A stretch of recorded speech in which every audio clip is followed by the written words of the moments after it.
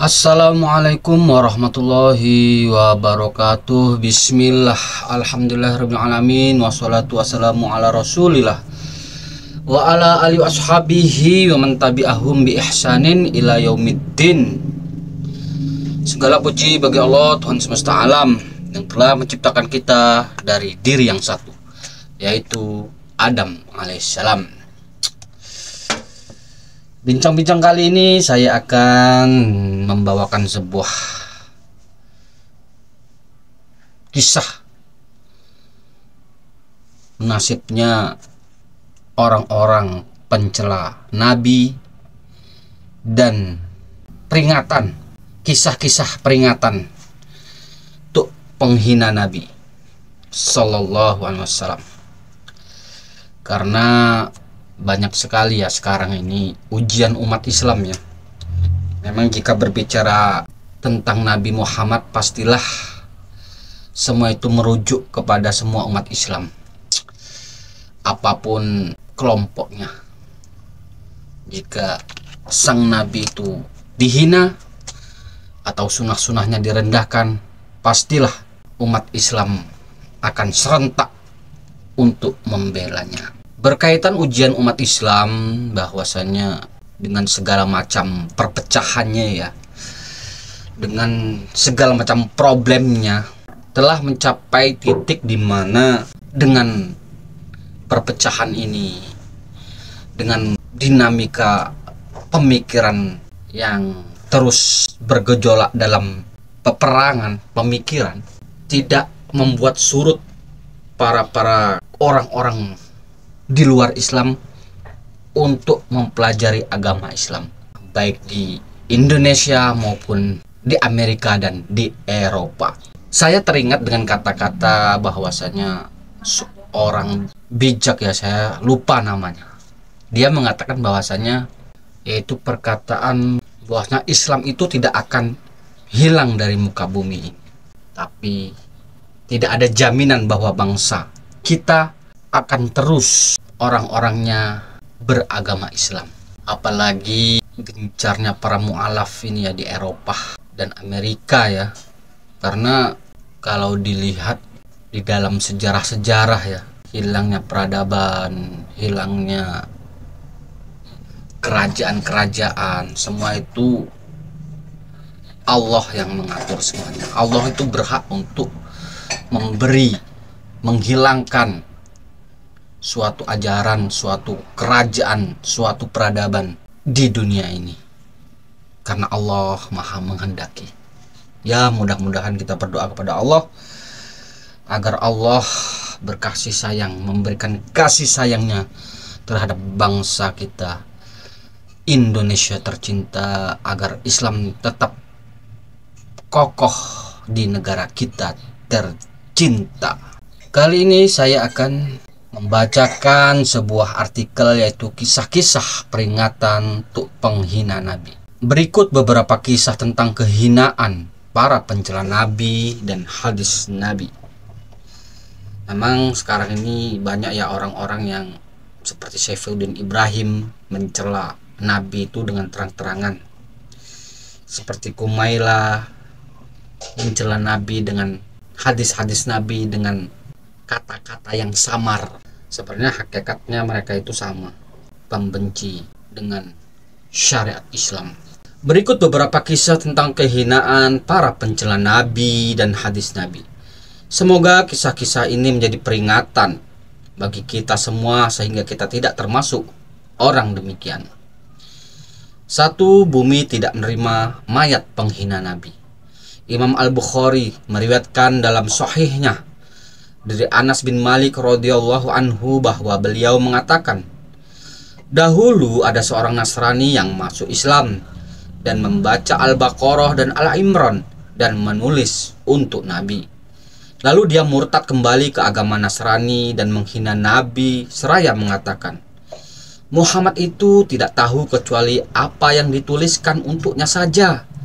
Allah lalu mematikannya dan mereka pun menguburnya. Namun esok harinya ternyata dia tergeletak di atas bumi. Mereka pun mengatakan, ini pasti perbuatan Muhammad dan para sahabatnya.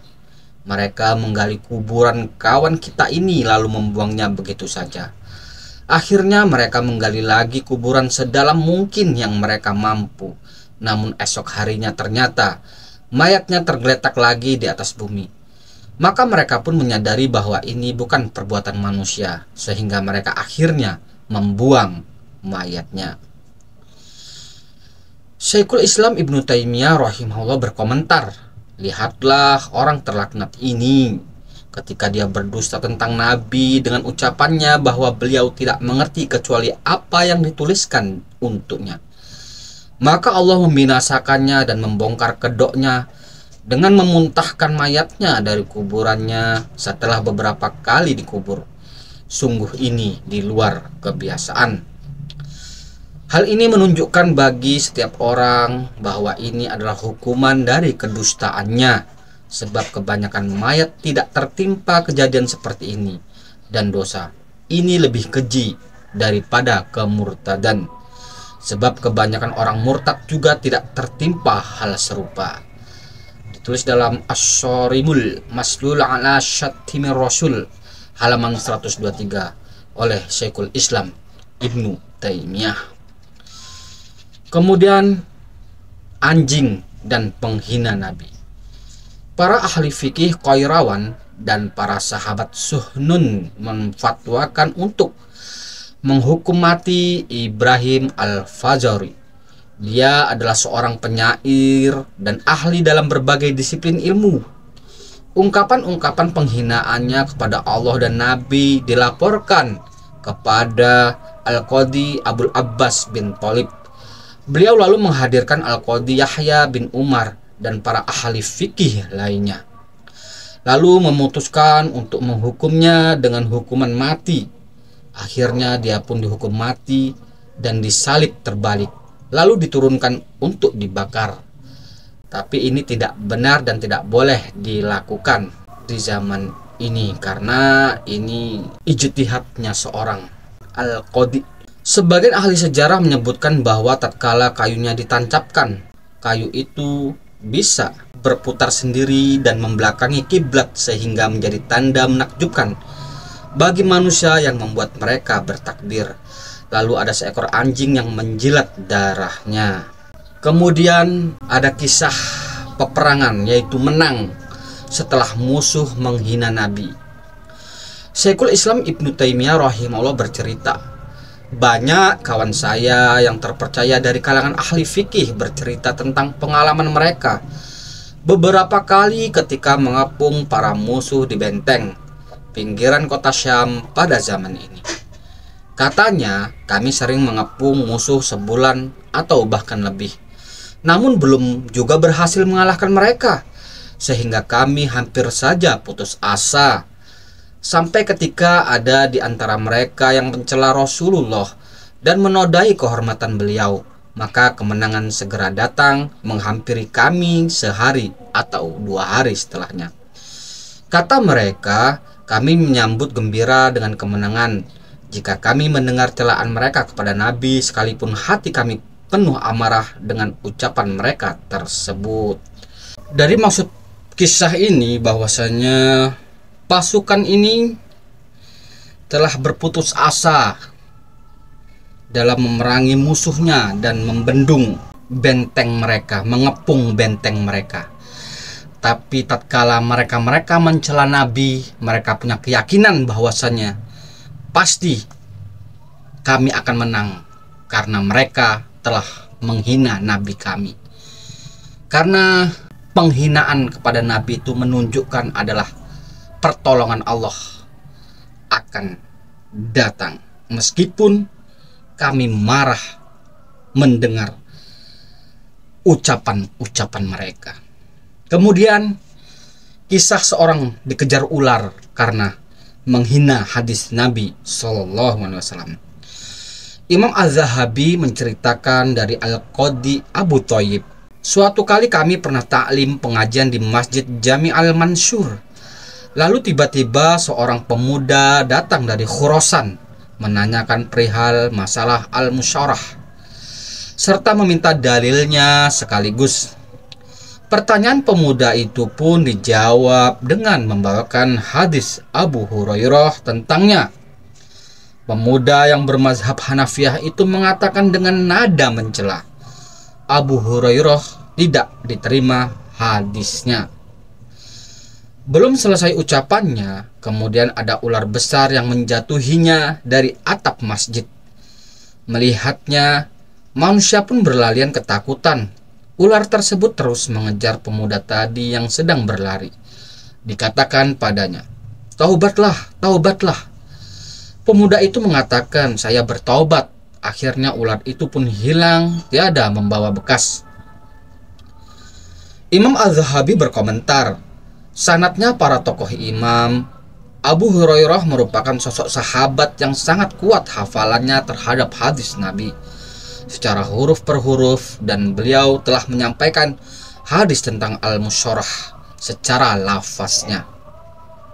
Maka wajib bagi kita untuk mengamalkannya. Inilah pokok masalah. Syiar A'lam An-Nubala, juz 1 halaman 618 sampai 619. Lihat pula Al-Bidayah wan Nihayah oleh Ibnu Katsir. Kemudian seseorang yang mencela hadis Nabi SAW.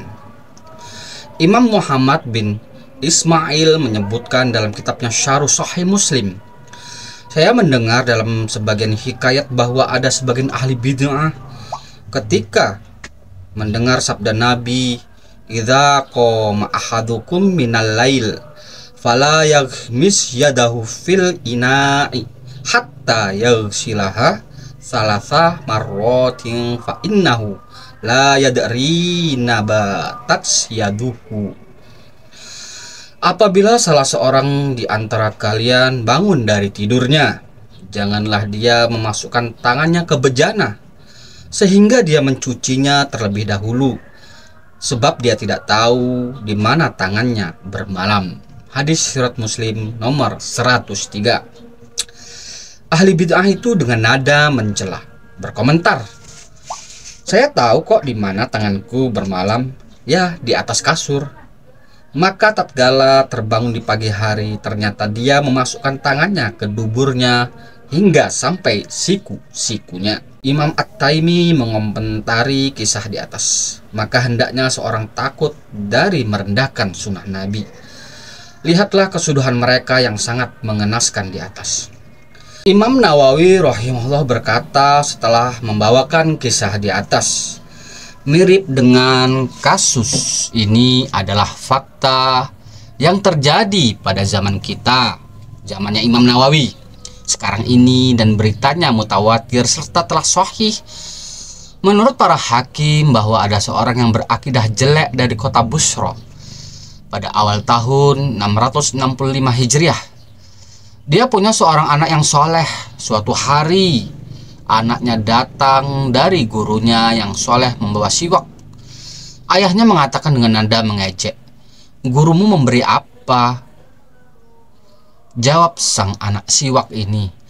Lalu sang ayah mengambil siwak tersebut dan meletakkan di duburnya sebagai penghinaan. Selang beberapa hari ayah tersebut mengeluarkan dari duburnya sejenis ikan. Lalu setelah itu atau selang 2 hari berikutnya orang itu meninggal dunia. Semoga Allah melindungi kita dari balaknya dan memberikan taufik kepada kita untuk mengagungkan sunnah dan syiarnya. Bustanul Arifin halaman 113 sampai 114 oleh Imam An-Nawawi, cetakan Darut Ibnu Hazm. Lihat pula kisah lebih detail dalam Al-Bidayah wan Nihayah, juz 13 249 oleh Ibnu Katsir. Kemudian kisah orang yang tidak bisa berjalan akibat menghina hadis. Abu Yahya Zakaria As-Saji Abu Yahya Zakaria As-Saji berkata, kami pernah berjalan di kampung kota Basrah menuju rumah sebagian ahli hadis. Kami pun tergesa-gesa berjalan cepat menuju rumahnya. Dalam rombongan kami ada seorang yang tertuduh agamanya berkomentar dengan nada mengejek, angkatlah kaki kalian dari sayap para malaikat. Janganlah kalian memecahkannya. Ternyata dia seketika itu juga tidak bisa berjalan. Dia tetap di tempatnya sampai kedua kakinya kering dan jatuh. Al-Hafidz Abdul Aziz berkata, sanad kisah ini sangat nyata kesohihannya karena semua perawinya adalah para imam dan ulama besar. Bustanul Arifin. Kisah semisal juga diceritakan oleh Ad-Dainari dari Ahmad bin Shu'aib. Abu Daud As-Sijistani berkata, ketika kami belajar kepada seorang ahli hadis, ketika guru kami menyampaikan hadis Nabi, para malaikat meletakkan sayapnya untuk para penuntut ilmu. Di dalam majelis ada seorang Mu'tazilah yang melecehkan hadis ini seraya berkata, demi Allah, besok saya akan mengenakan sandal yang berpaku, lalu akan kuinjakkan ke sayap para malaikat. Dia pun melakukannya dan kedua kakinya langsung keras sehingga dimakan oleh rayap. Al-Mujalasah nomor 2151. Lihat pula Miftah Darus Sa'adah oleh Ibnul Qayyim Al-Jauziyah. Demikianlah kisah seorang penghina Nabi Muhammad, penghina sunnah-sunnah Nabi Muhammad SAW.